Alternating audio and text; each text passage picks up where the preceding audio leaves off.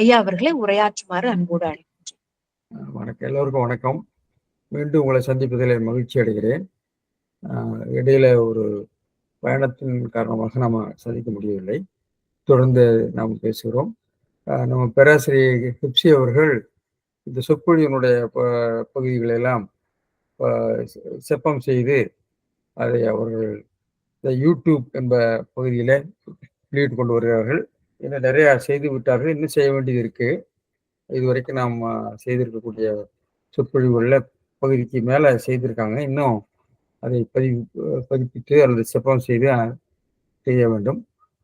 அதை அவர்கள் செய்து கொண்டிருக்கிறார்கள். இது யாராவது அதுக்கு அவருக்கு உதவி செய்வதாக இருந்தாலும் செய்யலாம், அந்த எடிட் பண்ணி அதை போடுறதுல என்ற ஒரு வேண்டுகோளை நாம் வைத்துக்கொண்டு இந்த சொற்பொழிவில் நாம் இனியவை கூறல் என்ற பகுதியை முடித்தோம்.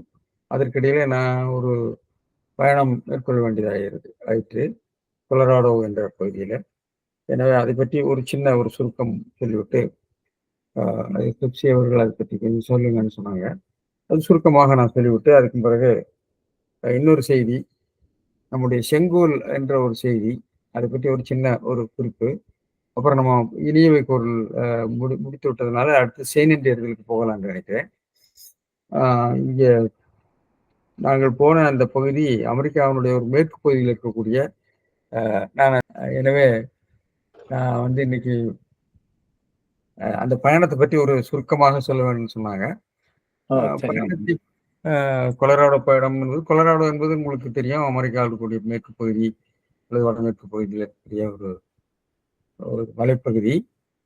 அது கொலராடோ பள்ளத்தாக்கும் அந்த ராக்கி மலைகளில் இருக்கக்கூடிய இந்த டென்வர் என்ற இடத்துக்கு போய் டென்வர் இடத்துல இருந்து இருக்கக்கூடிய கொலராடோ ஸ்ப்ரிங்ஸ் என்ற மலைப்பகுதிக்கு போயிருந்தோம்.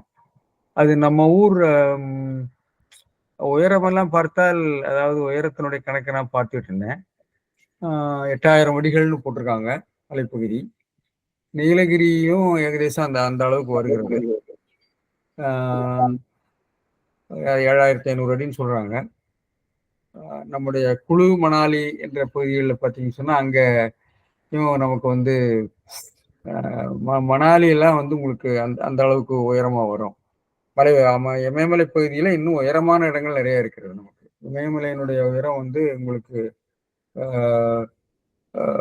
23,000 அடி அந்த அளவுக்கெல்லாம் வரும். நமக்கு 28,000 அடியெல்லாம் வரும்.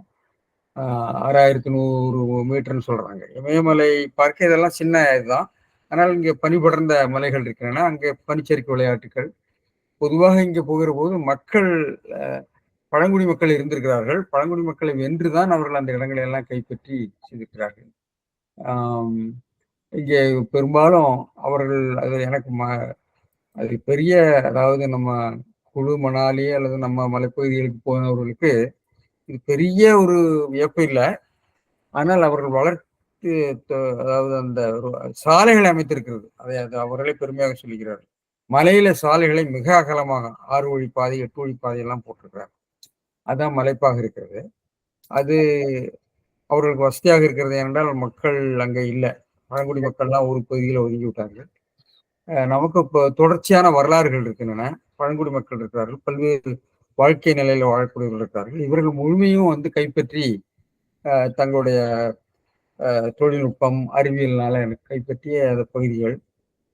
அதனால இதுல பெரிய வரலாறாக சொல்றதுக்கு ஒன்றும் இல்லை.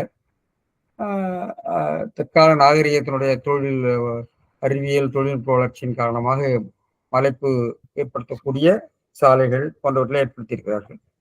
வேற அதுல பனிச்சறுக்கு விளையாட்டுகள் இருக்கின்றன. அதை பற்றி வேற பெரிதாக சொல்வதற்கு எனக்கு ஒன்றும் பெரிதாக தெரியவில்லை. அதை விட நம்முடைய இமயமலை சாரலில் போகிற போது ஏற்படக்கூடிய அனுபவங்கள் வேற மாதிரி இருக்கும். நம்முடைய நீலகிரி மலையில கூட போகிற போது மக்கள் வாழ்க்கையோடு இணைந்திருக்குது, பழங்குடி மக்களுடைய வாழ்க்கையெல்லாம் இருக்கும். அந்த பழங்குடி மக்கள் பகுதிக்கெல்லாம் நாம் போகல. எனவே எல்லாவற்றையும் நாம் பார்க்கவும் முடியாது.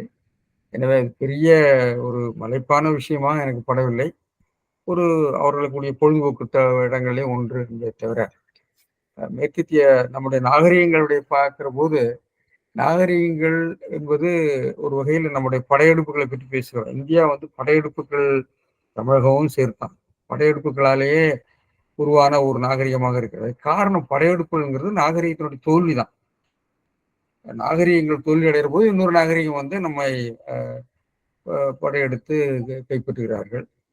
அதுக்கு இங்க அறிவியலிலும் தொழில்நுட்பத்திலும் பின்தங்கி விட்டால் எந்த நாகரிகமும் ஒவ்வொரு காலகட்டத்திலும் நம்ம தொடர்ந்து நம்முடைய இந்திய நாகரிகம் அல்லது தமிழ் நாகரிகத்தை பார்த்தீங்கன்னா நம்ம தொடர்ந்து பின்தங்கிட்டே தான் இருந்திருக்கிறோம். அந்த பின்தங்கியதுக்கு காரணம் வந்து நம்முடைய அதை பற்றிலாம் நம்ம ரொம்ப விவாதத்துக்கு இங்கே போக வேண்டிய அவசியம் இல்லை. நம்முடைய சமூகத்தை உருவாக்கியவர்கள், அரசியலை உருவாக்கியவர்கள் ஒரு ஒருங்கிணைந்த ஒரு சமுதாய வளர்ச்சியை நோக்கி போகாமல் ஒரு வகையான ஒரு சுயநலமிக்க ஒரு அரசியலை நடத்தியிருக்கிறார்கள் என்றுதான் நமக்கு தோன்றுகிறது. நம்முடைய பழைய வரலாறுகளை எல்லாம் பார்க்கிற போது நம்முடைய மன்னர்களை பற்றியோ நம்முடைய ஆட்சியாளர்களை பற்றியோ பெருமிதம் கொள்றதுக்கு ஒன்று இல்லை. அது போலி பெருமிதமாகத்தான் இருக்கும். நம்முடைய அறிவு வர்க்கமும் சரி, நம்முடைய புரோகித வர்க்கமும் சரி, வணிக வர்க்கமும் சரி, காலத்தினுடைய நாகரிக வளர்ச்சியை உட்கொண்டு அந்த சமுதாயத்தை மொத்தமாக ஈடேற்றி இருக்கிறார்கள், கடை தேற்றி இருக்கிறார்கள் சொல்ல முடியாது. அதனால நீங்க ஒரு வகையில உலக வரலாறுகளை எல்லாம் ஒப்பிட்டு அது நாம் பார்க்கிற போது நம்முடைய வீழ்ச்சியைத்தான் நாம் மனசுக்குள்ள தோன்றுகிறது. அது மகாத்மா நம்முடைய ஜவஹர்லால் நேருடைய வேர்ல்டு ஹிஸ்டரி டிஸ்கவரி வீடியோவில் பார்த்தீங்கன்னா தெரியும். அவர் உலக வரலாறு முழுசும் படிச்சுட்டான் எப்படி நாம் பின்தங்கி விட்டோம் என்ற ஒரு பெரிய ஆதங்கத்தில் அவருடைய அரசியல் தலைமையை நாம் பார்க்கிறோம். அதுக்கெல்லாம் நாம் போக வேண்டாம். சரி, இப்போ எனவே அதை விட்டு அடுத்தது அதுக்கிடையில் இன்னொரு கதையை ஒன்று உருவாச்சு. இந்த செங்கோல்னு சொல்லிட்டு ஒன்று ஒரு கதை. அதை பற்றியே நான் அது பெரிய கருத்து வேறுபாடுகள்லாம் உண்டு, அதுக்கு நான் போகலை. அது எப்படி புனைவாக உருவாகிறது, ஒரு சின்ன ஒரு செய்தி அது எப்படி புனைவாக பிராணமாக உருவாகி இருக்கிறது என்பதை நீங்க பார்த்துருப்பீங்க. அதுல ரொம்ப வேடிக்கையெல்லாம் இருந்தது. எத்தனையோ ஒருத்தர் பேட்டி எடுக்கிறாரு, ஒரு ரங்கராஜ் பாண்டேங்கிறவர் ஒருத்தர், அவரே அவர் வாயிலிருந்து சில விஷயங்களை சொல்லி அவரிடம் வந்து கேட்கிறார். அதாவது மவுண்ட் பேட்டன் அந்த செங்கோலை மவுண்ட் பேட்டனிடம் கொடுத்தாலும் கதை கட்டி விட்டு அரசாங்க வெப்சைட்லேயே இருக்கு. ஆனால் அந்த ஜவஹர்லால் நேரு நூல்களை எல்லாம் பதிப்பித்த மாதவன் பாலாட்டி என்று சொல்கிறார், நமக்கு அன்றைக்கு கொடுத்தது டொமினியன் அந்தஸ்து தான் கொடுத்தாங்க, சுதந்திரம் கொடுக்கல, ஆட்சியே மாறல, டொமினியன் தான். அப்போ டொமினியன் இருக்கிற போது மவுண்ட் பேட்டன் வந்து அந்த அரசாட்சி மாற்றத்துக்கு அடையாளமாக சொல்லியிருக்கிற வாய்ப்பே இல்லை. அது எங்கும் பதிவாகல. அதெல்லாம் வேற, நம்ம அந்த விஷயத்துக்கே போகல. அதாவது நீங்க அதை பார்க்க வேண்டியது என்னன்னா, எப்படி ஒரு சின்ன செய்தி எப்படி ஒரு புராணமாக ஒரு கதையாக உருவாயிருக்கு. இது நீங்க தமிழ் இலக்கியம் முழுசுக்குமே பொருந்தும், தமிழ் வரலாற்றுக்கு முழுசுமே பொருந்தும். ஒரு சின்ன ஒரு விஷயத்தை நாம் புனைவுகளாக புதிர்களாக புனிதமாக பார்க்கறதுல நமக்கு வந்து இணைய நாம் தான். எனவே நம் வரலாறுகள் எல்லாமே முழுமையும் இந்த நிலையில தான் உருவாகி இருக்கிறது. புராணங்கள் தான் இருக்கிறத ஒழிய வரலாறு இல்லை. சில இடத்துல நான் போகல. இப்ப நாம வந்து அதாவது வந்து சிந்தனை மரபுல 3 சிந்தனை மரபு சொல்லுவாங்க பொதுவாக. ஒன்று வந்து ஒரு புராண சிந்தனை, அப்புறம் ஒரு காவிய சிந்தனை, இன்னொன்று வரலாற்று சிந்தனை. நாம் நம்முடைய சிந்தனை மரபுல புராண சிந்தனையிலிருந்தும் அதுக்கு கொஞ்சம் காவிய சிந்தனை எல்லாவற்றையுமே மிகைப்படுத்துறதுக்கு ஒரு உதாரணம், நாம் வந்து நம்முடைய இலக்கியங்களை எல்லாமே உண்மைன்னு நம்புறோம். சிலப்பதிகாரம் உண்மை என்று நாம் நம்புகிறோம். சிலப்பதிகார மேடையில பேராசிரியர் தமிழன் மூலம் இது கதை என்று சொன்னபோது அவருக்கு கடும் கோபம் வந்து விட்டது. அது உண்மை நடந்ததுன்னு சொன்னார். அதே மாதிரி உங்களுக்கு தெரியும், நம்முடைய நாட்டில் இருக்கக்கூடிய ராமாயணம் இதெல்லாம் வந்து கதைகள். வையாவிற்குள்ள தெளிவாக எழுதியிருக்கிறாரு. எப்படி ராமாயணம் மகாபாரதம் எல்லாம் வந்து ஒரு சாகச கதைகளாக இருந்ததை இந்த புரோகித வர்க்கம் அதை தங்களுக்கு ஏற்ற சமய காப்பியமாக மாற்றினார்கள் என்று வந்து அவர் நல்ல அருமையாக எழுதியிருப்பார். எனவே நாம் வந்து புராண மரபு, அப்புறம் வந்து காவிய மரபு, அப்புறம் வரலாற்று மரபு. வரலாற்று சிந்தனை நமக்கு இன்னும் வரல. நம்ம எதையுமே வரலாறாக நம்மளால பார்க்கவே முடியாது, புராணமாகத்தான் பார்க்க முடியும்.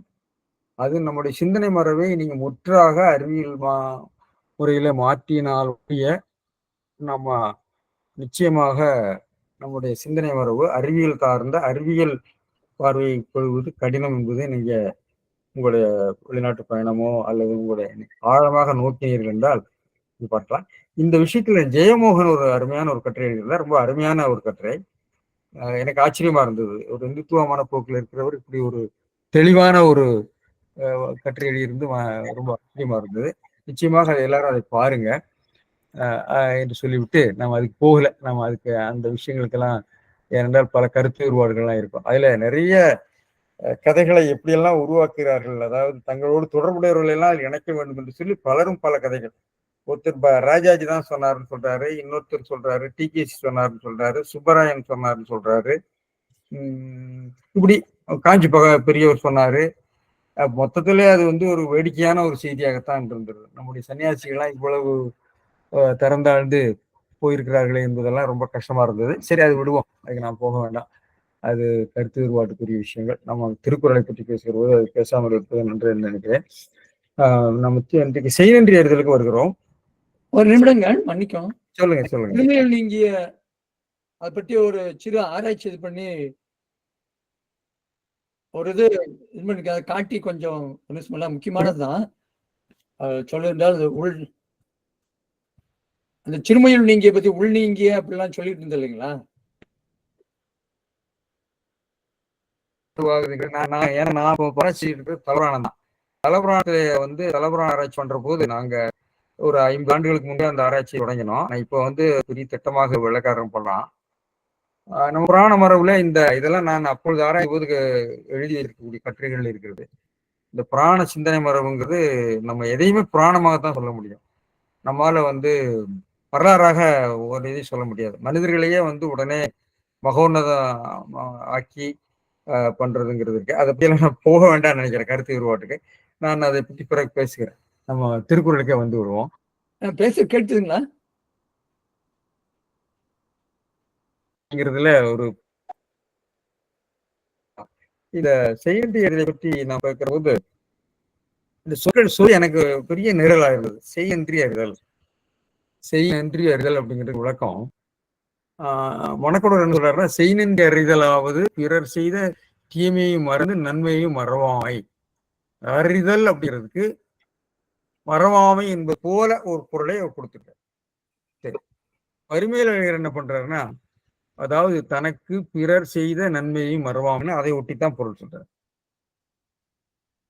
அதாவது இனியவை கூறி இல்லறம் வழுவாதார்க்கு உய்தியில் குற்றம் செய்நன்றி கூறலேயாகலின் அதனை பாதுகாத்து கடிதற் பொருட்டு இறுதி இனியவை கூறல் என்பின் வைக்கப்பட்டதுன்னு ஒரு வரிசை முறை சொல்றேன்.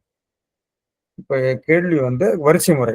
அதாவது இன்றைக்கு நீங்க பாத்தீங்கன்னா, நான் எடுத்து கொஞ்சம் இந்த அறநூல்கள் ஆராய்ச்சியில பார்க்கிற போது மிக ஆச்சரியமா இருந்தது. நம்முடைய திருவள்ளுவர் எவ்வளவு நுட்பமாக, திருவள்ளுவர்ல வந்து விமர்சனத்துக்கு அப்பாற்பட்டவர்கள்னு நம்ம முன்பு பேசிக்கிறோம். எப்படி நம்முடைய சிந்தனை மரபுல ஒரு ஆழமான ஒரு சிந்தனை மரபாக இருந்திருக்கிறது. அதாவது சிசுரோ என்பவர் சொல்றாரு, செய்நன்றி அறிதல் அறங்களுக்கெல்லாமே தாய் அறம் அப்படின்னு சொல்றாரு. இன்னும் பிற்காலத்துல அந்த ஆடம் ஸ்மித் போன்றவர்கள்லாம் இது மிகப்பெரிய ஒரு அறமாக பேசியிருக்கிறார். அதாவது ஒரு நன்றி உடைமை என்பது மிகவும் பெரிய அறங்களிலே அடிப்படையான அறம் என்று சொல்லியிருக்காங்க. அது பெரிய ஆராய்ச்சிகளும் நடந்திருக்குது. சமூகவியல் நிலையிலும் உளவியல் நிலையிலும் இந்த நன்றி அறிதல் என்பது எத்தகைய நன்மைகளை தரும் என்பதை இன்றைக்கு சைக்கலாஜிக்கல் ரிசர்ச், அமெரிக்கன் சைக்கலாஜிக்கல் சொசைட்டியினுடைய வெப்சைட்ல பெரிய ஒரு 2-3 கட்டுரைகளா இருக்கு. அதுக்கு நிறைய கட்டுரைகள் இருக்கு. ஆச்சரியமா இருந்தது.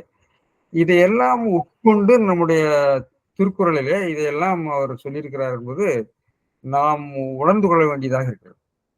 சரி, இப்ப அதுக்கு போறதுக்கு முன்பு இந்த சொல் ஆராய்ச்சியில கொஞ்சம் நான் பார்த்தேன். நிறைய பேருக்கு இந்த செய்நன்றி அறிதல் அப்படிங்கிறது ஏன் அப்படி வந்தது? செய்நன்றி மறவாமல் இருக்கணும், செய்நன்றி உணர்தல், நன்றி மறவாமை, நன்றி காட்டுதல் அல்லது இது மாதிரி இருக்க வேண்டுமே, ஏன் இப்படி வந்தது அப்படிங்கிற ஒரு சின்ன கேள்வி வருகிறது. அதுக்கு அப்பாதுரை இப்ப பாடத்தை திருத்துறாங்க. நன்றி நலம், செய்நன்றி நலம் என்றெல்லாம் பாடத்தை திருத்துகிறார்கள். ஆனால் அதுக்கெல்லாம் வாய்ப்பு இல்லை. ஏன்னா நமக்கு மறுபடியா வரக்கூடிய பாடத்துக்கு தான் நம்ம மேற்கொள்ள வேண்டியிருக்குது. அதாவது இதுல பாத்தீங்கன்னா, நன்றி மறத்தல் அப்படின்னு நன்றி அறிதல் அப்படிங்கிறதுக்கு ஒரு பொருள். நன்றி அறிதல் ஒரு மிகப்பெரிய ஒரு செயல்பாடு, பெருஞ்செயல்பாடு. செயல்பாட்டுல நன்றியை செய்தல், நன்றியை மறவாதிருத்தல் என்பதெல்லாம் இருக்கிறது. எனவே மறவாமை என்று சொன்னாலும் கூட பிறர் செய்த நன்றியை உணர்தல் அல்லது அதை அறிதல் அல்லது மறவாமை. ஏனென்றால் அறிதல் என்பதற்கு நீங்க பார்த்தீங்கன்னா நிறைய பொருள் இருக்கு. தமிழ் லெக்சிகன்ல பார்த்தீங்கன்னா அறிதல் என்பதற்கு உணர்தல் ஒரு பொருள் இருக்கும், நினைத்தல் ஒரு பொருள் இருக்கு, மதித்தல் திருக்குறளிலே பெருமவற்றில் யாம் அறிவது இல்லைன்னு இருக்கும், அனுபவித்தல், பயிலுதல், நிச்சயத்திலான பல பொருள் இருக்கு. இதுல அடிப்படையாக உணர்தல் அல்லது ஒன்றை மதித்தல், ஒன்றை நினைத்தல், நினைத்தலினுடைய ஒரு இன்னொரு வடிவம் தான் மறவாமை என்று பார்க்கிறோம். அதை நீங்க பேராஃப்ரேஸ் பண்ணீங்கன்னா அது மறவாமை. எனவே அவர் என்ன பண்றாங்கன்னா சொன்னா, பிறர் செய்த நன்றியை உணர்தல், அறிதல் அல்லது மறவாமைன்னு வைத்துக் கொள்ளலாம். அதே மாதிரி பிறருக்கு தான் செய்ய வேண்டிய நன்றியை உணர்தல், மறவாமை என்றும் வைத்துக் கொள்ள வேண்டும். பிறர் செய்ததை அறிதல், பிறருக்கு நாம் செய்ய வேண்டியதை அறிதல் என்ற 2 கோணங்கள் அதில் இருக்கிறது பார்க்கலாம். இதுல ஒரு சின்ன ஒரு நெருடல் எனக்கு வந்து என்னன்னா, சம்ஸ்கிருதத்துல கிருதஜான்னு பேரு. கிருதஜா, கிருதனா செய்யப்பட்ட, ஞான அறிதல். எங்கேயோ தமிழ் சொல்லாட்சியும் வடமொழி சொல்லாட்சியும் ஒத்து போகின்றன. இதை நான் வடமொழியினுடைய மொழிபெயர்ப்பு என்றோ அல்ல இதனுடைய இந்தவனுடைய மொழிபெயர்ப்பு என்றோ சொன்னா எல்லாருக்கும் கொஞ்சம் கஷ்டமா இருக்கும். ஆனால் அதனுடைய ஒப்புமை சம்ஸ்கிருதத்தில் இருக்கக்கூடிய கிருதஜா, கிருதஜா அப்படின்னா கிருதனா கல்டிவேட்டட், செய்யப்பட்ட அறிவு, கல்டிவேட்டிங் அவேர்னஸ் ஆஃப் கான்சியஸ்னஸ்ங்கிற அவன் மொழிபெயர்த்திருக்கான். ஆனால் அந்த மொழிபெயர்ப்பு சரியான எனக்கு சந்தேகமா இருக்கு. அதாவது கிருதா அப்படின்னு சொன்னா செய்யப்பட்ட, செய் நன்றி, ஞான அறிவு, இப்ப செய் நன்றி அறிவு, ரெண்டுக்கு இடையில உள்ள ஒரு ஒப்புமை. இந்த ஒப்புமையை நான் சொல்றதுனால சமஸ்கிருதத்துல இருந்தா திருவள்ளுவர் மொழிபெயர்த்துட்டாரோன்னு சொல்லி நிறைய பேருக்கு நான் சொல்வதாக நினைத்துக் கொள்ள வேண்டாம். அந்த ஒப்புமை மட்டும் நான் சொல்கிறேன். அந்த எட்டிமாலஜி சம்ஸ்கிருதத்தினுடைய எட்டிமாலஜிக்கும் தமிழ்ல கூடிய சொல்லாட்சிக்கும் ஏதோ ஒரு தொடர்பு இருக்கிறது. செய் நன்றி அறிதல்ங்கிறது ஏதோ ஒரு புது சொல்லாட்சி மாதிரி கொஞ்சம் நெருடலா இருக்கு. செய் நன்றி மறவாமை அன்றோ நன்றி, நன்றி நவிழல் அல்லது நன்றி உணர்வு என்று இருக்க வேண்டியது ஏன் இப்படி சொன்னார், இது மாதிரி கேள்விகளா வருது, யோசித்துக் கொள்ளலாம். எனவே நன்றி என்பதற்கு திருவள்ளுவரே உதவி, நன்றி, நட்பு என்ற சொற்களை சொல்கிறார். நன்றி என்பது நல்ல செயல் என்றுதான் அடிப்படையான பொருள் என்று பார்க்கிறோம். எனவே இந்த நன்றி அறிதல் என்பதனுடைய உளவியலை பற்றி ஆராய்கிற போது இன்றைக்கு நன்றி அறிதல் என்பது எல்லா அறங்களுக்கும் தாய் அப்படின்னு சொல்றாரு சிசரோ. ஆடம் ஸ்மித் என்கிறோர் அதை பற்றி பெரிய ஒரு, அதாவது வெல்த் ஆஃப் நேஷன்ஸ்ங்கிற நூல்களெல்லாம் எழுதின மிகப்பெரிய பொருளாதார அறிஞரும் கூட. அவர் அறவியல் பற்றி எழுதியிருக்கிற நூல்ல அதை மிக விரிவாக பேசுகிறார். அதாவது நன்றி உணர்தலும் பழிவாங்குதலுக்கும் உள்ள அந்த தொடர்புகளை எல்லாம் பற்றி அவர் பேசினார். எனவே சொல்கிற போது மேற்கத்திய அந்த ஆராய்ச்சி நூல்கள்ல இந்த இனியவை கூறலும் நன்றி அறிதலும் இரட்டைகள், தின் அப்படின்னு சொல்லி அவங்க பேசுறான். திருக்குறளே அப்படியே வருகிறது. இனியவை கூறலுக்கு அடுத்த அப்படி நன்றி அறிதல் கொண்டு வந்தார். இது வடமொழி அறநூல்களிலும் இந்த நன்றி அறிதலும் இனியவை கூறலும் திரும்ப திரும்ப சொல்லப்பட்டிருக்கிறது. இப்போ திருவள்ளுவர் இதெல்லாம் திரட்டி மிக அழகாக தமிழர்களுக்கு இந்த கருத்தை நாம சொல்லியிருக்கிறோம் பார்க்கிறோம். இதை பற்றி உள்ள சமூகவியல் நிலையிலும் உளவியல் நிலையிலும் நிறைய ஆராய்ச்சி இருக்கு. அதுக்கெல்லாம் நான் போகல, அது வரும்போது பேசுகிறேன். 2 சிப்ளிங் அப்படிங்கிறான், கிராட்டிடியூட் அண்ட் அப்ரிசியேஷன். சிப்ளிங் 2 ரெட்டைகள் அப்படின்னு சொல்றோம். பேரண்ட் ஆஃப் ஆல் வேல்யூஸ் அப்படின்னு சொல்றான். இதை பத்தி கட்டுரைகள்லாம் நிறைய இருக்கு. நான் பார்த்தேன், ஆச்சரியமா இருந்து. புத்தர் அதை பத்தி ரொம்ப அழகாக சொல்லியிருக்கார். எனக்கு தோன்றுகிறது இந்த திருக்குறள் இருக்கக்கூடிய கருத்துக்கள் சிலதெல்லாம் பல நூல்களிலிருந்து திரட்டினாலும் பௌத்த நூல்களில் உள்ள பார்வையும் அதில் இருக்குமோ என்று எனக்கு ஒரு சின்ன ஐயம் இருக்கிறது. பேராசிரியர் சோனா கந்தசாமி அண்மையில திருக்குறளுக்கு ஒரு உரை வெளியிட்டிருக்கிறார். அதுல சிலவற்றையெல்லாம் ஒரு ஒப்பிட்டு காட்டிக்கொண்டு போகிறார். அதை பார்க்க வேண்டும். அது மணிவாசர் உலக வெளியிட்டிருக்கிறது. அந்த புத்தகம் கையில் இங்கே இல்லை, ஊர்ல இருக்கிறது. அவங்க என்ன சொல்றாங்கன்னு சொன்னா, அதாவது நன்றி உணர்வு என்பது ஒரு மிகப்பெரிய ஒரு உடன்பாடான ஒரு உணர்வுகளை ஏற்படுத்துகிறது, நல்ல மனநிலையை ஏற்படுத்துகிறது, சமூக மன நலத்தை ஏற்படுத்துகிறது, சமூக உறவுகளிலே ஒரு நெகிழ்ச்சியையும் உறவையும் ஏற்படுத்துகிறது என்று சொல்லி அதை பத்தி மிக விரிவாக பேசுகிறார். அந்த வடமொழியிலும் பார்த்தீங்கன்னா 13 குணங்கள் மனிதனுக்கு இருக்கக்கூடிய நல்ல குணங்கள்ல அதை முக்கியமாக எடுத்து பேசுகிறார். இதை பற்றி அர்ஜுன் அப்பாதுரைங்கிறவர் ஒரு ஒரு ஆந்த்ரோபாலஜிஸ்ட் நினைக்கிறேன். அவருக்கு எனக்கு ஒரு சின்ன தொடர்பு உண்டு, அதை நான் பிறகு சொல்றேன். அவர் ஒரு கட்டுரை நான் பார்த்தா என்னால் அதை எடுக்க முடியல. Gratitude as a social mode in south India அப்படின்னு ஒரு கட்டுரை. அர்ஜுன் அப்பாதுரையினுடைய அதனுடைய லிங்க் பார்த்தேன். ஆந்த்ரோபாலஜி அறிஞர் அவர் ஏதோ ஒரு பல்கலைக்கழகத்தில் இருந்தார். அவரோடு நான் கடித தொடர்புகள் எனக்கு இருந்திருக்கு அந்த காலத்துல. அவர் இதை பற்றி எழுதியிருக்கார். அதுல அவர் சொல்றாரு, நான் இலக்கிய விஷயங்களுக்கெல்லாம் அந்த கட்டுரையை முழுசும் படிக்க முடியல. நம்ம தென்னிந்தியாவில் இந்த நன்றி உணர்வை எப்படி வெளிப்படுத்துகிறார்கள், சமூக உறவுகள்ல நன்றி எப்படி வெளிப்படுத்துகிறார்கள் என்பதை அவர் சமூகவியல் ஆய்வு செய்திருக்கிறதாக அந்த கட்டுரையினுடைய சுருக்கம் சொல்லுகிறது. அதை நாம் பார்க்க வேண்டாம். அந்த கட்டுரையை ஒருவேளை பேராசிரியர் நம்முடைய சந்திரசேகரன் போன்றவர்கள் இருந்தால் எனக்கு அனுப்பி தந்தா நன்றாக இருக்கும். சரி, பார்க்கலாம். இதுல நம்ம நன்றி உணர்வை பற்றி நன்றி மறவேல் ஆத்திச்சூடியில நம்ம படிச்சிருப்போம். மூதுரையில் இருக்கிறது, நன்றி ஒருவருக்கு செய்த கால நன்றி என்று தருங்குள் என வேண்டாம், நின்று தளரா வளர்தங்கு தாழ்வுண்ட நீரை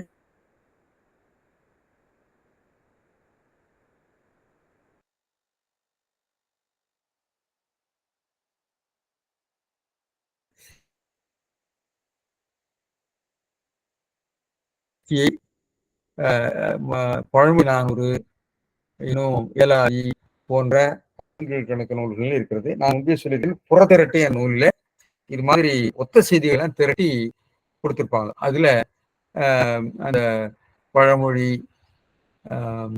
சிறுவஞ்ச மூலம் போன்ற நூல்களில் இருக்கக்கூடிய செய்திகள் எல்லாம் அவர்கள் திரட்டி கொடுத்துருப்பேன். நீங்க பார்க்க நாலடியார் வீட்டுல எல்லாம் இருக்கிறது. இன்னும் நமக்கு சங்க இலக்கியத்துல ஒரு செய்தி அந்த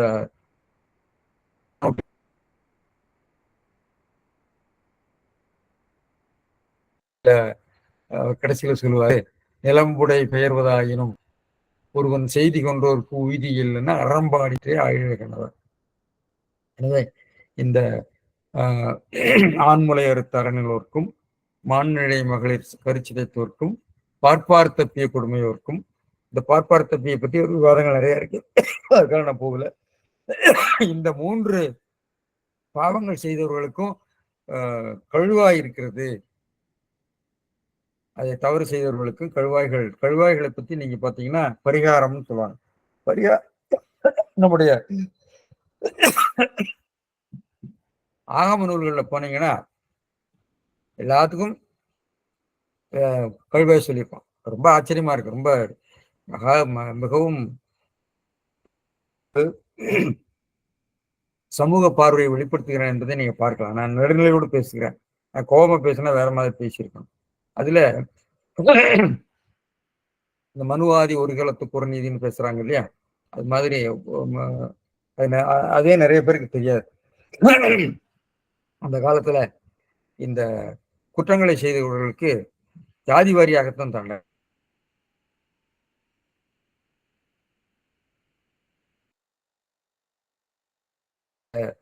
பிரிட்டிஷ்காரர் வந்ததுக்கு அப்புறம் குற்றத்துக்கு முன்பு எல்லாரும் சமம் ஒரு சட்டம் மிகப்பெரிய புரட்சி நம்ம சமூக வரலாற்று. அதுல அறநூல்கள்ல பாத்தீங்கன்னா அறநூல்கள்லாம் பார்த்தீங்கன்னா ஒவ்வொரு ஜாதிக்கும் ஒரு பரிகாரம் சொல்லும். நீ இந்த தப்பு செய்தா இந்த ஜாதியா இருந்தா நீ இது பண்ணும். உயர்ந்த ஜாதிக்காரர்கள் சில மந்திரங்களை சொன்னா போதும், இப்படி எல்லாம் வரும். அதெல்லாம் நம்ம போக வேண்டாம். எனவே அவன் சொல்றான் இந்த இந்த பற்பார் தப்பிய கொடுமையோருக்கும் வழுவாய் மருங்கில் கழுவாய் முழ இருக்கு. ஆனா நிலம்புடை பெயர்வதாயினும் ஒரு செய்தி கொண்டோருக்கு உய்தி இல்லைன, என்னன்றி கொண்டாருக்கும் உய்வில்லை உயினன்றி கொன்ற மகற்குன்னு திருக்குறள் கருத்து தான் அங்க இருக்கு. இந்த அறம் என்பது அறநூல்களா இல்ல திருக்குறளா? எனக்கு ஒரு மிகப்பெரிய சந்தேகம், இது திருக்குறளைத்தான் குறிக்கிறது. உடனே நீங்க கேட்கலாம், என்ன சார் நீங்க சங்க இலக்கியத்தை திருக்குறளுக்கு பின்னாடி கொண்டு வந்துட்டீங்க? எனக்கு தெரியாது. ஆனால் கலித்தொகையில் இருக்கக்கூடிய பல கருத்துக்கள் திருக்குறள் கருத்துக்களை எடுத்து அவர் ரீஒர்க் பண்ணியிருக்கார் கலித்தொகையில மிக பிற்பட்ட நூல். அதே மாதிரி இந்த நூல்கள் எல்லாம், அதாவது சங்க இலக்கியத்துல கோர்க்கப்பட்டிருக்கிற பல பாடல்கள் மிக பிற்காலத்து பாடல்களும் இருக்கலாம். ஏனென்றால் உங்களுக்கு தெரியும், தமிழ் மரபுல எப்படி இந்த நூல்கள் தொகுக்கப்பட்டன, அதை பற்றி உள்ள கதைகள் எப்படி உருவாகின என்பதெல்லாம் மிகவும் என்ன சொல்றது, இங்கிலீஷ்ல சொன்னா டிஸ்டர்பிங். அதாவது நீங்க யாரு பிள்ளையினுடைய சிந்தனைகள் பலதும் நமக்கு வந்து நம்ம மனசுக்கு நெருடலாக இருக்கும். அது மாதிரி நம்ம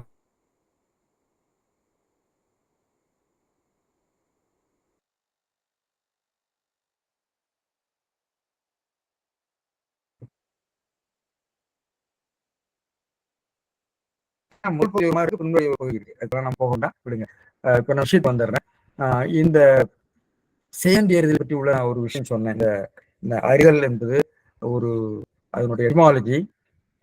அந்த அறிதல் என்பதற்கு நீங்க மறத்தல் என்று எப்படி பொருள் சொல்றாங்கிறத பற்றி ஒரு சின்ன விவாதத்தை நான் சொன்னேன். யோசிக்கலாம். சரி, இப்ப நம்ம முதல் திருக்குறள் போயிடலாம். இதுல பாட வேறுபாடு இருக்கிறது. செய்யாமற் செய்த உதவிக்கு வையகமும் வானகமும் ஆற்றல் அரிது. இதுதான் இந்த முதல் திருக்குறள். இந்த திருக்குறள் வந்து மணக்குடவருக்கு 3வதாகவும் 4வதாகவும் வரும். இந்த வரிசை முறையே மாறி இருக்கும், உங்களுக்கு தெரியும்.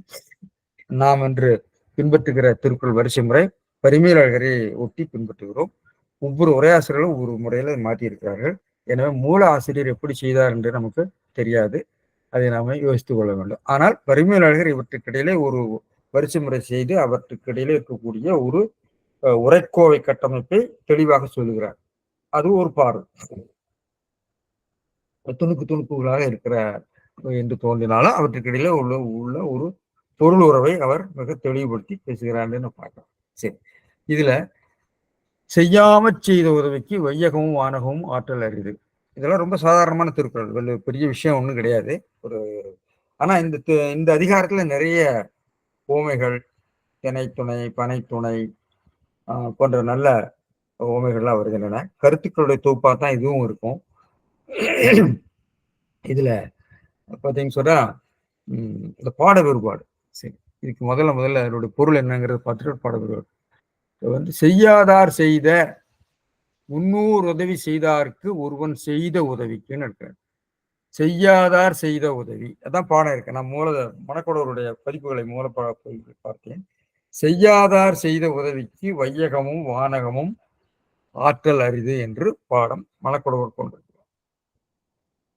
முன்னோர் உதவி செய்யாதார்க்கு, ஓர் உதவி செய்யாதார்க்கு ஒருவன் செய்த உதவிக்கு உலகமும் சொர்க்கமும் நிறையாற்றுதல் அரிது என்று பொருள். வையகம் அப்படிங்கிறதுக்கு உலகம், வானகம்ங்கிறது சொர்க்கம், ஆற்றல் அப்படிங்கிறது நிறையாற்றுதல் அரிதுன்னு பொருள். நிறையாற்றல் அதற்கு இடையாக, அதற்கு துணையாக, அதற்கு சமமாக ஆற்றுதல் என்ற ஒரு பொருளை, ஆற்றுதல் என்பது செய்தல் என்ற பொருளை எடுத்துக்கணும். ஆனால் பரிமேலழகர் என்ன பண்றாருன்னா செய்யாமல் பாடம் எடுத்துக்கணும். இதற்கு 3 பாடங்கள் இருக்கின்றன. செய்யாதார் என்பது ஒரு பாடம், செய்யாமல் என்ற பாடம் பரிமேலழகர், இன்னும் வந்து செய்யாமை என்ற ஒரு பாடம் பரிப்பெருமாள். செய்யாமை செய்த உதவிக்கு அது பரிமேலழகரை சுட்டி காட்டுகிறார். 3 பாடங்கள் இருக்காங்க. செய்யாதார், செய்யாமல், செய்யாமை. எனவே செய்யாமல் அப்படிங்கிறது மல் ஈற்று வினையச்சம், அது மையாகவும் வரும். இந்த மை, மல் போன்ற வினையச்ச உயிரிகள் தொல்காப்பியத்துல பட்டியலிடப்படவில்லை. அவர் சொல்லி இருக்கக்கூடிய வினையச்ச விகுதிகள், வினையச்ச வாய்பாடுகள் இது வராது. அது உரையாசிரியர்கள் சுட்டி காட்டுவார்கள். இந்த மையீற்று வினைச்சம், மை ஈற்று வினைச்சமும் திருக்குறளிலேயே ஒன்று. உண்ணாமை உள்ளது உயிர்நிலை, உண்ணாமே சொல்வார்கள். பொய்யாமையிலும் அந்த மை என்பதை வினைச்சமாகவும் பொருள் சொல்கின்றவர் உண்டு. ஆனால் பரிமேலழகர் பொய்யாமை என்பதுல அவர் தொழிற்பேராகத்தான் எடுத்துக்கிறார். இங்க மல் ஈற்று வினைச்சமாக தான் அவர் கொண்டிருக்கிறார். எனவே மை என்ற மை, மல் என்பதெல்லாம் வந்து உச்சரிப்பில் செய்யாம நீங்க சொல்லி பார்த்தீங்கன்னா அது மல்லு மாதிரியும் தெரியும், மை மாதிரியும் வரும். இந்த உச்சரிப்பில் வந்ததா என்று நமக்கு தெரியல, அது வட்டார வழக்காக கூட இருக்கலாம், தெரியல. இதுல செய்யாமல் செய்த உதவிக்கு, தனக்கு முன் ஓர் உதவி செய்யாதிருக்க ஒருவன் பிறனுக்கு செய்த உதவிக்கு. செய்யாமல் என்பது செய்ய என்ற வினையச்சத்தினுடைய எதிர்மறை. செய்ய என்பதற்கு செய்யாதிருக்க, செய்யாமல், செய்யன செய்திருக்க, செய்யாமல் செய்யாதிருக்க. எனவே தனக்கு முன் ஒரு உதவி செய்யாதிருக்க, ஒருவன் பிறனுக்கு செய்த உதவிக்கு. செய்யாமல் இன்னொருவன் செய்யாமல் இருக்க, செய்யாதிருக்க செய்த உதவிக்கு வையகமும் வானகமும் ஆற்றல் அரிது. மண்ணுலகம் விண்ணுலகமும் கைமாறாக கொடுத்தாலும் ஒத்தல் அரிது. உதவிக்கு கைமாறாக கொடுத்தல்ங்கிறது அவர் இடையில கொண்டு வர்றார். கைமாறாக கொடுத்தாலும் ஒத்தல் எடுக்கிறார். ஆற்றல் என்பதற்கு ஒத்தல், ஆற்றல் என்பதற்கு ஒத்தல் என்ற பொருள் நம்முடைய அகராதிகள்ல தரப்படவில்லை. நான் முழுமையும் சங்க இலக்கியம் பார்த்தேன். ஒத்தல் என்பதற்கு அதாவது ஆற்றல் என்பதற்கு ஒத்தல் என்ற பொருள் இந்த இடத்துல அப்படி பொருத்தமாக வருகிறது. இத்தகைய பொருள் கொள்கிற வழக்குகளை என்னால் அதிகம் காண முடியவில்லை. நான் முற்றிலும் பார்த்தேன் என்று சொல்ல முடியாது. சங்க இலக்கியத்துல இருக்கிறதா என்று எனக்கு முழுமையும் உறுதியாக சொல்ல முடியாது. ஆனால் நிச்சயமாக இந்த ஆற்றல் என்பது, ஆற்றுதல் என்பது ஒத்தல் என்ற ஒரு பொருளை பரிமையாளர் சொல்லியிருக்கிறார். இது அகராதிகள்ல ஏறவில்லை. சரி, அவர் மறுபடியும் அதுக்கு சொல்கிற போது கைமாறுகள் எல்லாம் காரணமுடையாகலின், நம்ம உதவி செய்யற போது கைமாறுங்கிறது திரும்ப செய்யற உதவி. ஒருவர் செய்த உதவிக்கு மீண்டும் செய்கிற உதவி கைமாறு. அதெல்லாம் காரணமுடையன. ஆனால் காரணம் இல்லாத உதவிக்கு ஆற்றாவாயிர, அதற்கு ஈடு கொடுக்க முடியாது, ஒவ்வ முடியாது என்று சொல்கிறார். எனவே காரணம் இல்லாமலே ஒருவர் நமக்கு உதவி செய்தால் அதற்கு இந்த உலகத்தையும் இந்த சொர்க்கத்தையும் கொடுத்தாலும் கூட ஈடாகாது என்று ஒன்று சொல்லியிருக்கிறார். அதாவது செய்யாமை செய்த உதவி, செய்யாமை செய்த உதவி என்று பாடமோதி, மை என்று பாடமோதி, மறித்து உதவமாட்டாமை உள்ள இடத்து செய்த என்று உரைப்பார். செய்யாமைங்கிற செய்யாமை உள்ள இடத்து செய்த உதவி, செய்யாமை உள்ள இடத்து உதவமாட்டாமை உள்ள இடத்து என்று அந்த செய்யாமைக்கு ஒரு விளக்கம் சொல்லுகிறார் என்று உரைப்பாரும் உலர். இந்த உரைக்கிறவர் நான் முன்பே சொன்ன மாதிரி பெருப்பெருமாள் சொல்லியிருக்கிறார். ஆனா என்னுடைய கேள்வி, ஏன் பரிமையழகர் மணக்குடவர் பாடத்தை சொல்லலன்னு எனக்கு ஒரு சின்ன சந்தேகம் இருக்கு. மணக்குடவரை ஒட்டித்தான் பெரும்பாலும் பரிமையழகர் தன்னுடைய உரையை எடுக்குவது போல எல்லாரும் சொல்லியிருக்கிறார்கள். எனக்கு அப்படித்தான் தோன்றுகிறது. இது ஒரு பெரிய வியப்பான ஒரு கேள்வியா இருக்கிறது. ஏன்கிறதே ஆராய மாட்டேன். இது ஒரு ஆராய்ச்சிக்குரிய ஒரு செய்தி. அது அதாவது பரிப்பெருமாள் போன்றவர்களை எல்லாம் பரிப்பெருமாள் உரையில் இருக்கக்கூடிய கருத்தை சொல்லக்கூடிய பரிமையாளர் செய்யாதார் என்று பாடமோதுவார் முலர் என்று ஏன் சொல்லவில்லை என்ற ஒரு கேள்வி. அந்த கேள்விக்கு நாம் விடை தேட வேண்டியிருக்கிறது. என்றால் மணக்குடவரை ஊட்டித்தான் பரிமையாளர் வருகிறார் என்று நாம் நினைக்கிறோம். அல்லது மாறி இருக்குமோ தெரியல. பரிமையாளருக்கு பிறகு மணக்குடவர் வந்தாரா? இந்த ஆராய்ச்சிகள்லாம் இன்னும் நாம முடியவில்லை என்று பார்க்கலாம். எனவே வரதராசனார் போன்றவர்கள்லாம் பெரும்பாலும் பெருமையாளர்கள் அப்படித்தான் சொல்லுவாங்க. தான் ஒரு உதவியும் முன் செய்யாதிருக்க பிறர் தனக்கு செய்த உதவிக்கு மண்ணுலகையும் விண்ணுலகையும் கைமாறாக கொடுத்தாலும் ஈடாக முடியாது. ஆற்றல் ஈடு ஆக முடியாதுன்னு சொல்லியிருக்காரு. வாசிப்ப மாணிக்கம் அதான் கொடுத்துருக்காரு. நான் அந்த இதுல இருந்து பார்த்து எடுத்தது. இன்னும் வேற உரைகளே ஏகதேசம் இதே மாதிரிதான் வருகிறது. எல்லா உரைகளுமே கேளாமலே முன்வந்து செய்த உதவிக்கு உலகமும் வானமும் கொடுத்தாலும் ஈடாகாது என்று அந்த சொல்லியிருக்காங்க. இதுல காரியத்தக்கவராயர் இதுக்கு முன்னாடி ஒரு விளக்கம் சொல்லியிருக்காரு. அது நமக்கு தெரிந்த விளக்கம். முதல் செய்யாதிருக்க என மல்லீறு பெற்ற செய்வன் நச்சத்து எதிர்மறை பொருள்பட்டது சொல்லியிருக்காரு. செய்யாமல் அப்படிங்கிறது செய்வன் நச்சத்து எதிர்மறை. செய்யாதிருக்க செய்திருக்க செய்யாதிருக்க என்றதாவது செய்யாமல் அப்படிங்கிறது செய்ய என்ற உடன்பாட்டு வினையத்தினுடைய எதிர்மறை என்று இது சேனாவரியரும் சொல்லியிருப்பார். நீங்க பார்க்கலாம். எனவே செய்யாமை செய்திருத்தல் என மையீர் பெற்ற தொழிற்பெயர் அது இன்னொரு பாடம்.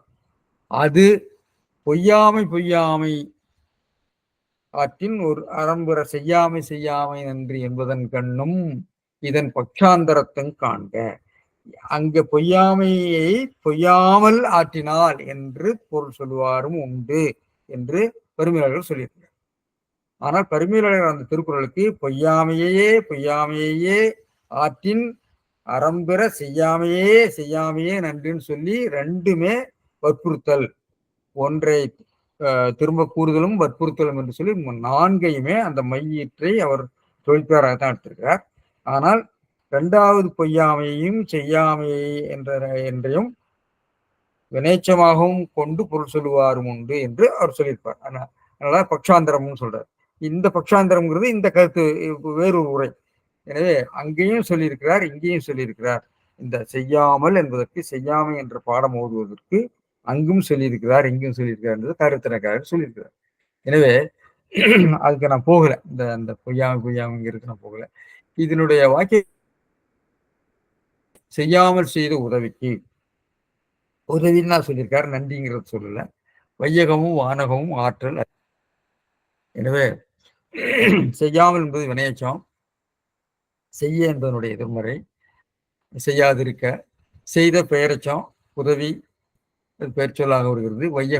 வையகமும் அது பெயர் சொல்லும், உண்மையும் எண்ணுமை வருகிறது. வானகமும் வருகிறது. ஆற்றல் என்பதற்கு கைமாறாக கொடுத்தாலும் ஒத்தல் என்று சொல்கிறார் பெருமையோடு. ஆற்றுதல் அப்படின்னா ஒத்தல் என்று அர்த்தம். மணக்குடர் நிறைய ஆற்றுதல்னு இந்த நிறைய கொண்டு போடுகிறார். நிறைய ஆற்றுதல் என்பது ஈடு ஆற்றுதல், ஈடு ஆகுதல் அப்படிங்கிற பொருள்ல கொண்டு வருகிறார். ஒத்தல் என்ற பொருள் தமிழ் பேரகராதியில் இல்லை. திருக்குறள்ல செய்யாமை என்று வருகிற இடங்களை எல்லாம் தொல்பேராகத்தான் அமைத்திருக்கிறார். உண்ணாமைங்கிற இடத்துல மை வினைச்சமாக பொருள் கொண்டிருக்கிறார் பரிமேலழகர். எனவே பரிமேலழகருக்கு மையீற்று வினையச்சமும் உண்டு, மல்லீற்று வினையச்சமும் உண்டு. இந்த செய்யாமல் என்பதற்கு இன்னொரு இடத்துலையும் வருகிறது. செய்யாமல் செற்றார்க்கும் இன்னாத செய்தவன் உய்யா விழுமந்தரும் என்று சொல்லி இன்னொரு இடத்துலையும் வருகிறது பார்க்கிறோம். உண்ணாமை வருகிறது. இந்த வையகமும் வானகமும் திரும்ப திரும்ப திருக்குறள் வருகிறது. வையகம் என்பது இவ்வுலகமும் அடுத்த உலகமும். இந்த கருத்தாக்கங்கள் நமக்கு இந்திய சிந்தனை மரபில் இருக்கிறது, எல்லா சிந்தனை மரபிலும் இருக்கிறது, இவ்வுலகமும் அவ்வுலகமும் என்பது. எனவே அந்த அவ்வுலகத்தை நாம் சொர்க்கமாகவும் நரகமாகவும் இன்னும் வீடுபேறாகவும் பார்க்கிறோம். அந்த உலகம் நாம் அதை பற்றி தெரியாது. எனவே இவ்வுலகமும் அந்த உலகமும் சிறந்த உலகம் என்று சொல்லப்படுகிற அந்த உலகமும் கூட ஈடாகாது என்று சொல்கிற போது ஒரு மிகைப்படுத்தி சொல்கிறார். இந்த உதவி அத்தகைய உயர்ந்தது என்ற இது சொல்கிறார். இதுல ஒப்பை பகுதியில் பார்த்துக்கிட்டு இருந்தபோது எனக்கு ஒரு சின்ன ஒரு இது வந்தது. அதாவது குறுந்தகை பாட்டு 101 ஒரு பாட்டு இருக்கிறது. அதாவது இந்த உலக இன்பமும் அவ்வுலக இன்பமும் தரக்கூடிய பெண்ணினுடைய தோள் என்று சொல்லி ஒரு பாட்டு இருக்கிறது.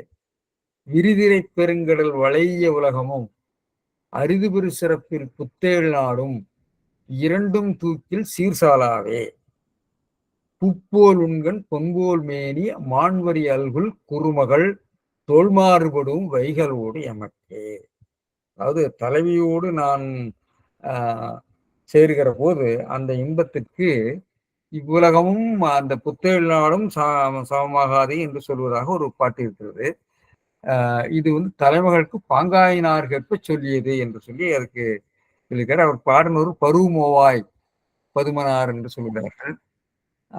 இந்த பாட்டை அதாவது எப்படி இந்த உலகமும் அந்த சொர்க்கமும் உதவிக்கு ஈடாகாதுன்னு திருவள்ளுவர் சொல்றாரு.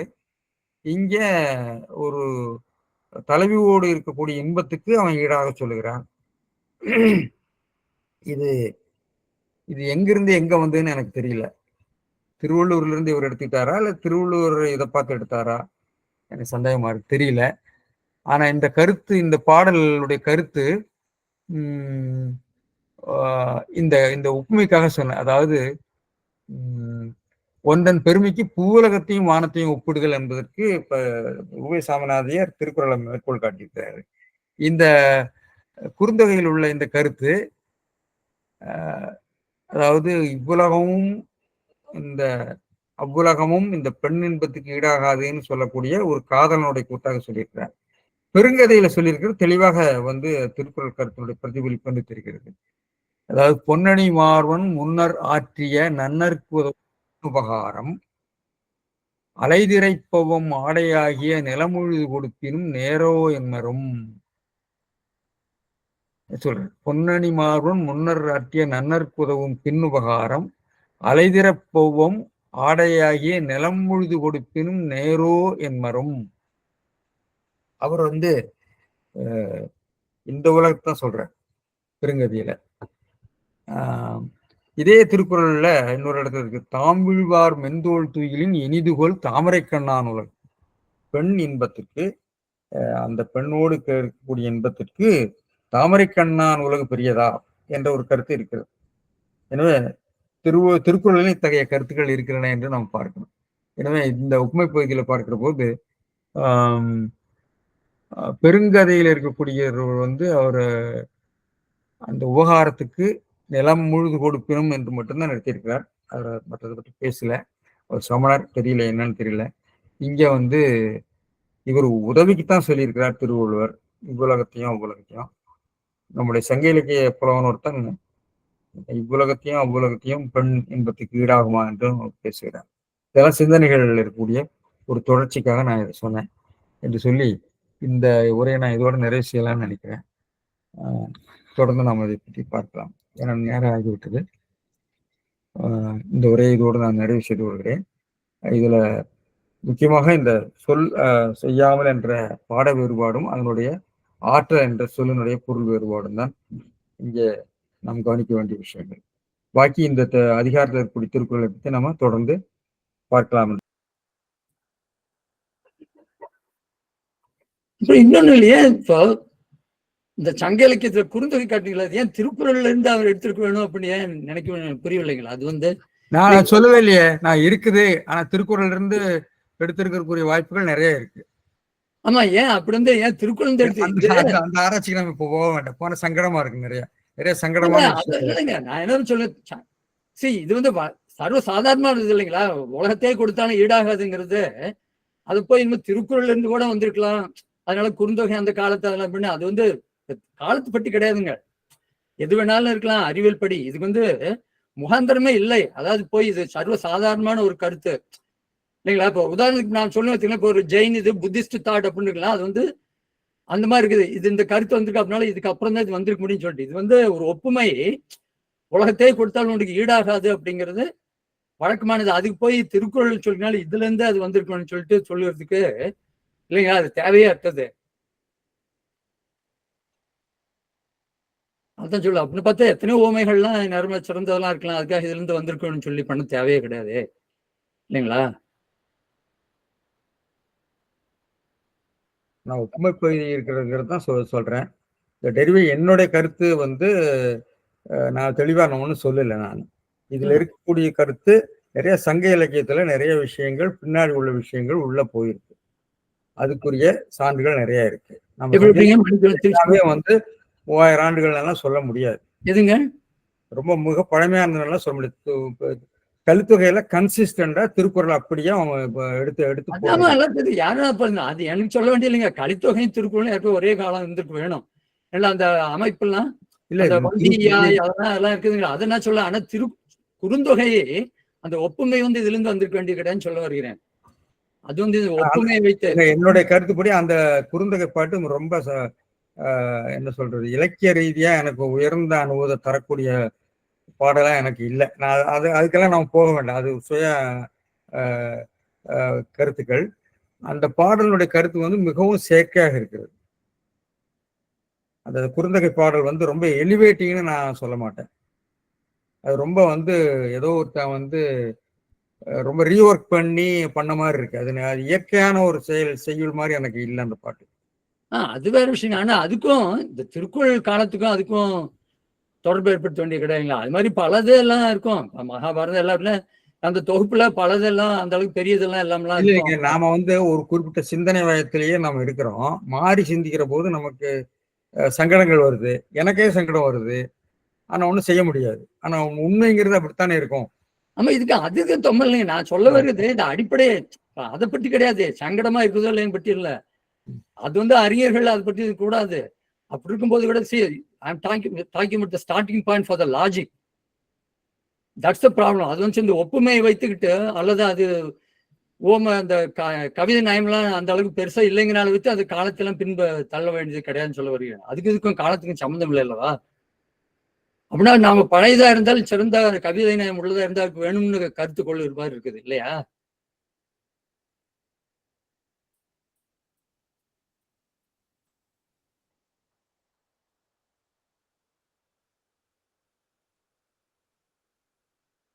நல்லதுங்க. அப்புறம் வேற என்ன?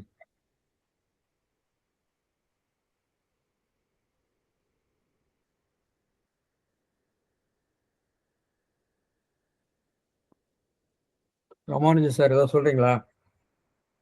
வணக்கம். நான் அந்த உரையாடலை கேட்டுட்டு இருந்தேன். சொல்லுங்க சொல்லுங்க. அதாவது எதுல இருந்து எது வந்ததுன்றதை விட எது எதை விட சிறந்ததுன்றதுதான் என்னுடைய நோக்கம்.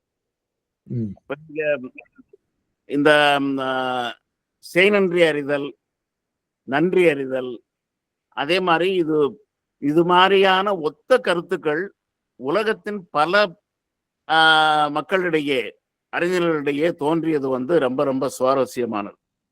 இப்ப உதாரணமா மாரல் சென்டிமெண்ட்ஸை பத்தி ஆடம் ஸ்மித் சொல்றது, அதே மாதிரி பிளாட்டோ, அரிஸ்டாட்டில், சாக்ரட்டிஸ் அவங்க இதை பத்தி எல்லாம் சொல்றது, திருவள்ளுவர் சொல்றது, இதுக்குள்ள ஒப்புவமைகள் வந்து ரொம்ப முக்கியமானது. இதுல வந்து யார் எதுல இருந்து எடுத்தாங்கன்றது வந்து நிறுவ வேண்டிய அவசியம் என்னை பொறுத்தளவுல கிடையாது.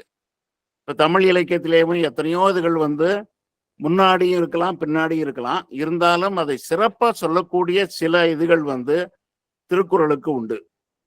அந்த இதில் தான் நான் பார்க்குறேன். செய்யாமல் செய்த உதவிக்கு வையகமும் வணங்கமும் ஆற்றல் அரிது அப்படின்னு சொல்லும்போது, இப்போ இந்த வையகம் அப்படின்றது வந்து நம்ம நேர்ல பார்க்குறோம்.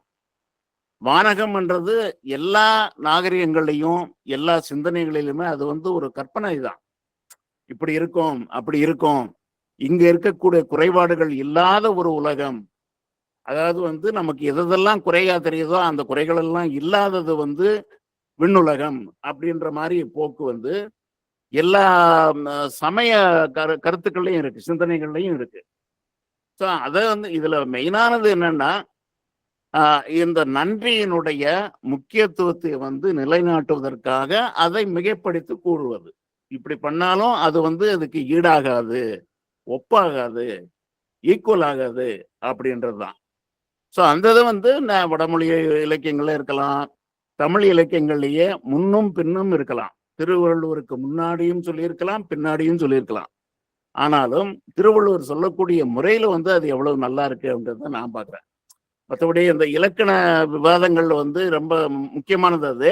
பட் அதுக்கான தரவுகள், அதுக்கான பயிற்சி, அதற்கான ஒரு ஆற்றல் அதெல்லாம் என்கிட்ட கிடையாது.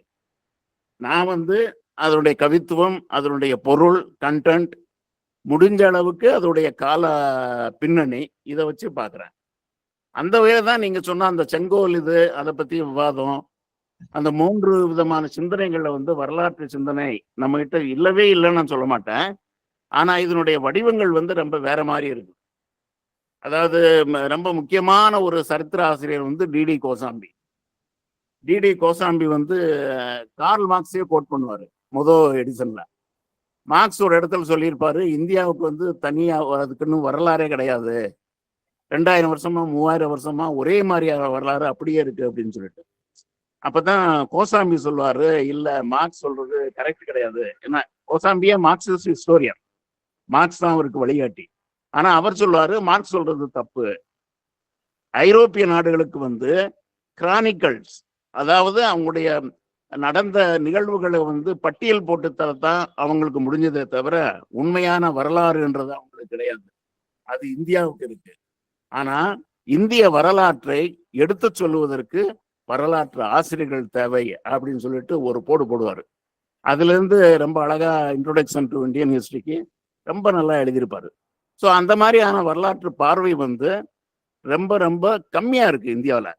சான்றுகள் இருக்கு, பட் அதை எடுத்து சொல்லக்கூடிய முறை இல்லை.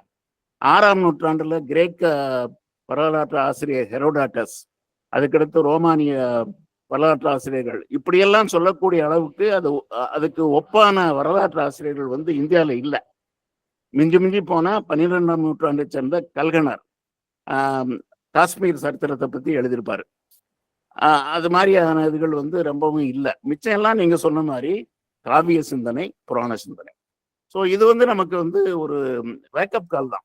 நம்ம அதை ரொம்ப முக்கியமா பார்க்கணும் அப்படின்னு சொல்லிட்டு. பட் இந்த செய் நன்றி அறிதல் அப்படின்றதுக்கு இதை எப்படி ரிலேட் பண்றது, அது வந்து நமக்கு என்ன புரியணும், அதுல முக்கியமான ஒரு என்ன சொல்றது பாயிண்ட், அதனுடைய கருத்து என்னன்றத நம்ம புரிகிறதுக்கு ரொம்ப வசதியா இருக்குது. ஒரே ஒரு இதை வந்து சொல்லி முடிச்சுக்கிறேன். மணக்குடவர் வந்து ரொம்ப முக்கியமான ஒரு பாயிண்ட சொல்றாரு.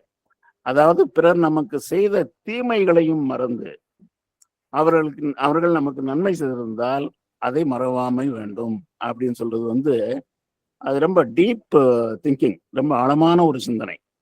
ஏன்னா பெரும்பாலும் என்ன ஆகும்னா, நமக்கு நன்றி செய்தவங்க வந்து பின்னாடி வேற ஏதாவது செஞ்சிருந்தா உடனே நமக்கு அதையெல்லாம் மறந்துட்டு அந்த இதை செஞ்ச தீமையை மட்டுமே நினைச்சு மறந்துப்போம். அதை மறக்கக்கூடாது அப்படின்ற மாதிரி சொல்றது வந்து பரிமேலழகர் சொல்றதை விடவும் ஒரு உயர்வான ஒரு நோக்கமா எனக்கு படுது. அவ்வளவுதான். மற்றபடி மற்ற விவாதங்கள் ரொம்ப நல்லா இருக்கு, ரொம்ப ஷார்ப்பா இருக்கு. ஆனா நமக்கு அதுக்கான ஒரு நேரத்தையும் அதுக்கான ஒரு பிளாட்ஃபார்ம் அது தனியா இது பண்ணா நல்லா இருக்கும்ன்றது என்னுடைய கருத்து. ஏன்னா இப்ப வந்து நம்ம ஃபோக்கஸ் வந்து செய்நன்றி அறிதல் அதுல இருந்தா நல்லா இருக்கும். எல்லாருக்கும் அதுல ஈடுபாடு கொண்டு விவாதிப்பதற்கான ஒரு வாய்ப்பு கிடைக்கும் அப்படின்றது என்னுடைய தாழ்மையான கருத்து. அவ்வளவுதான். நன்றி நன்றி.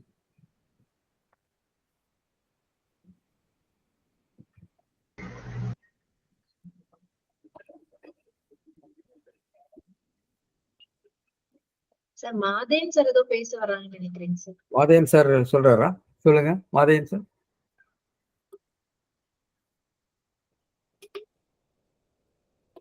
மாதேன் சார் இருக்காரு, வந்தாரு இடையில. மைக் ஆன்ல தான் இருக்குங்க சார்.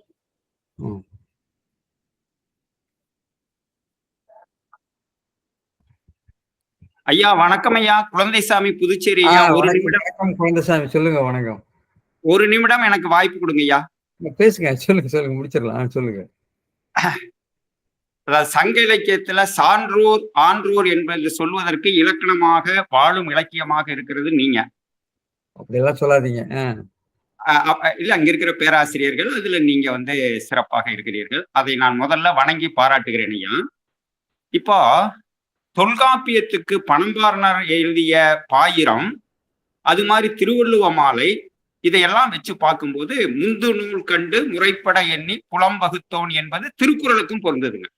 திருக்குறளுக்கும் பொருந்தது. தொல்காப்பியத்திற்கு மட்டுமல்ல, ஒரு அறப்புலத்தை தொகுத்து தந்த தமிழ் பண்பாட்டு மரபை தொகுத்து தந்த திருவள்ளுவருக்கும் அது பொருந்தது. இப்போ ஒண்ணு சொல்றேன் பாருங்க. தொல்காப்பியர் மரபியல்ல ஆட்டினுடைய இளமை பெயர்ல மூடு என்று ஒன்று குறிப்பிடுகிறார். இளமை பெயரை குறிப்பிடுகின்ற போது மூடு. இன்றைக்கும் அது தமிழ் வழக்குல, குறிப்பாக கொங்கு நாட்டுல கிராமப்புறத்துல இருக்குங்க. ஒரு ஆடு குட்டி ஈன்றது என்று சொன்னால், ஏன்பா அதுல கெடா எத்தனைப்பா மூடு எத்தனைப்பான்னு கேட்கிறாங்க. ஆனா பொது தமிழ்ல பாத்தீங்கன்னா அது வினை சொல்லாக மட்டும்தான் பயன்படுகிறது, பெயர் சொல்லாக பெரும்பாலான இடங்களில் பயன்படவில்லை. இது மொழி வரலாற்றுல நாம பார்க்கிற ஒரு நெல்லு இன்றைக்கும் இருக்கு, சமூக மொழியல்ல. இன்னொன்னு பாருங்க, இதே திருக்குறள்ல கொங்கு வட்டாரத்துல இன்றும் இருக்கக்கூடிய, சங்க காலத்திலிருந்து இருக்கக்கூடிய குறி எதிர்ப்பை வரியார்க்கு ஒன்று ஈவதே ஈகை மற்றெல்லாம் குறி எதிர்ப்பை நீரதுடைத்து. இதுங்க, நீங்களும் கொங்கு நாட்டுக்காரரே, கொங்கு நாட்டுல இன்றும் மக்கள் மத்தியில புழங்கப்படுகிற ஒரு சொல்லாக இருக்கிறது. எங்க வீட்டுக்கு திடீர்னு யாராவது விருந்தாளிங்க வந்துட்டாங்கன்னா பக்கத்துல போய் கொஞ்சம் குறியாப்பு வாங்கிட்டு வாங்கன்னு வாங்க. இதுக்கு பரிமேலழகர் சொல் விளக்கம் கொடுத்திருக்கிறார், அகராதி விளக்கம். அளவு குறித்து வாங்கி அவ்வாங்கியவாறே எதிர்கொடுப்பது. ஆகவே திருக்குறளை நாம் புரிந்து கொள்ள வேண்டும் என்றால் சமூக மொழியியல் நோக்கிலும் பார்க்க வேண்டும். அதற்கு பொருண்மையியல் மிக வாய்ப்பாக இருக்கிறது என்பதை நீங்கள் பல நேரங்களில் சுட்டிக்காட்டுகிறீர்கள் ஐயா. நன்றி, வணக்கம். நன்றி.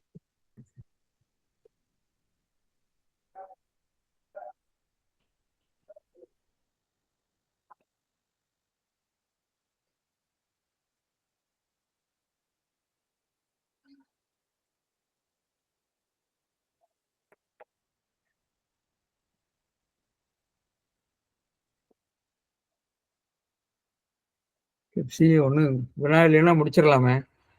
மாதேன் சார் வர்றாரா? Sir Mathen sir,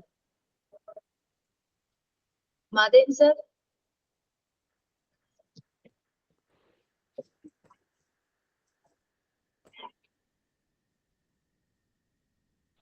sir left இணைப்புல ஆயிட்டாருன்னு நினைக்கிறேன். நீங்க பேசுறது இல்ல கேட்கல. இருக்காரு. அவருக்கு இணைப்புல அங்க ஊர்ல இந்த இணைப்பு கொஞ்சம் சரியா வராது. சரி ஒரு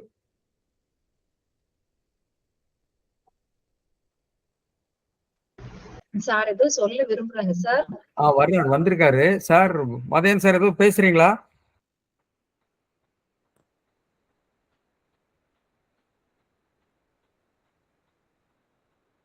இணைப்புகள் பல இடங்கள்ல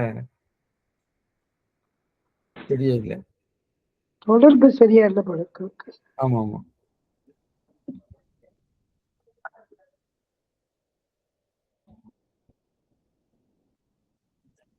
நிறைய இடங்கள்ல அந்த டவர் வந்து இருக்காது. இன்னைக்கு கொஞ்சம் இங்க மழை பெய்யற மாதிரி இருக்கும் சார். அதனால ஒரு மதன் சார் ஏதோ பேசுறார். இப்ப சவுண்ட் சொல்லுங்க வந்துதுங்க சார். மதன். சொல்லுங்க. ஹலோ, வந்துச்சா? சொல்லுங்க சொல்லுங்க ஏதோ பேசுறீங்க நீங்க சொல்லுங்க. கேக்குதா சார்? கேக்குது சொல்லுங்க. அவரு பெரிய அண்ணன் இருக்காரா?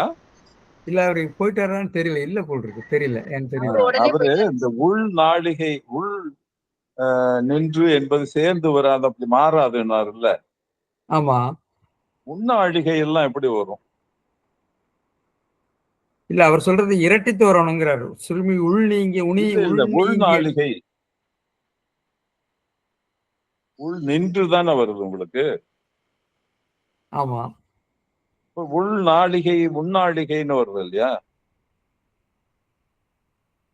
இல்ல அவர் சொல்றது உள் நீங்கியிருக்கு உள்நீங்கியன்னு வரணும், உணீங்கியன்னு வராதுன்னு சொல்றாரு. இல்ல, அது சில இடங்கள்ல அப்படிதான் சார் வரும். அது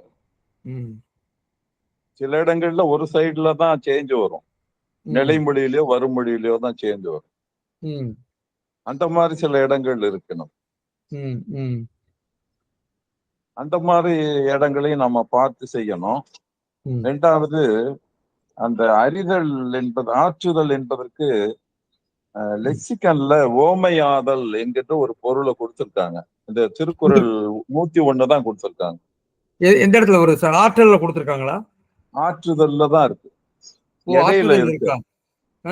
ஓமையாதல் குறள் 101ன்னு கொடுத்திருக்காங்க. ஓ அப்படியா? சரி, அதை நான் கவனிக்கலப்பா. நான் ஆற்றுதல் நான் கவனிக்கல. ஆற்றலை தான் பார்த்தேன். சரி சரி சரி. ஆற்றுதலை நான் கவனிக்கலையோ? ஆமாப்பா, அதுல இடையில இருக்கு பாருங்க. இருக்குதா? அப்படின்னா அந்த திருத்தம் பெற வேண்டிய கருத்து. நல்ல இந்த குறள் தான் கொடுத்திருக்காங்க, வேற சான்று கொடுக்கல சார். ரொம்ப நன்றி. நல்லது. நான் ஒரு அவசரமா தான் பார்த்தேன். எனக்கு ஒரு சின்ன சந்தேகம் இருந்து நீங்க சுட்டி காட்டினதுக்கு நன்றி. சரிதான். ஒரு சைடு சேஞ்ச் வருதான்னு பாருங்க. நிலைமொழியில வருமொழியில சேஞ்ச் இல்லாம இருக்கிறது ஏதாவது. என்னுடைய விளக்கம் உள் நீங்கிய உள்நீங்கியன்னு வந்தாலுமே அந்த இடத்துல கடைக்குறையாக வந்து அந்த இடத்துல நிக்கலாம் அப்படிங்கிறது என்னுடைய கருத்து. இல்ல, அது இருக்கலாம். அதுக்கு வாய்ப்பு இருக்கு. இதுக்கு வாய்ப்பு இருக்கும் போது அதுக்கும் வாய்ப்பு இருக்கதான் செய்யும். ஏன்னா அறிவு அற்றங்காக்கும் உள்ளழிக்கலாக இருந்தான். உள்ளழித்தல் அப்படிங்கிறது அவர் நிறைய அப்ப வந்து போட்டுட்டு நிறைய சொற்களை உருவாக்கி இருக்கார் திருவள்ளுவர். உள் நீங்குதல், உள்ளழித்தல், உள் நின்று ஒரு கன்சிஸ்டன்சி இருக்கு. இருக்கு அது இருக்கு. அதனாலதான் நம்ம இப்படி பார்க்கலாம். நீங்க சொல்றபடி பார்க்கலாம். அந்த அறிதல்ங்கிறது நான் எப்படி விட்டு ஆற்றல்ங்கிறதுக்கு நான் பார்த்த போது இருக்குதுன்னு நீங்க மேற்கோள்ல இருக்கும் பாருங்க. இதுல நான் பாக்குறேன் நான். ஓஹோ, அது ஆற்றல் இருக்குதோ பாருங்க. ஓஹோ, சில வேளைகள்ல நம்ம இடையில இருக்கு 101 குறள் 101ன்னு கொடுத்திருப்பாங்க இல்லையா? சரி சரி, நீங்க சுட்டி காட்டினதுக்கு நன்றி. இல்ல, அது நீங்க கொடுத்த மேற்கோளா எடுத்து காட்டிருக்கீங்களா லெக்சிகன் பதிவை? ஆமா, அதுலயே பாருங்க. அதுலயே இருக்கா? இருக்கான்னு பாருங்க. அப்படியே தானே காப்பி பண்ணி போட்டிருக்கீங்க? அப்படிதான் காப்பி பண்ணி போட்டேன். நான் பாக்குறேன். அதுல இருக்கு, இடையில இருக்கு. எங்க போச்சு அது? எங்கேயோ இருந்தது, என் கண்ணுக்கு தர மாட்டேங்குது.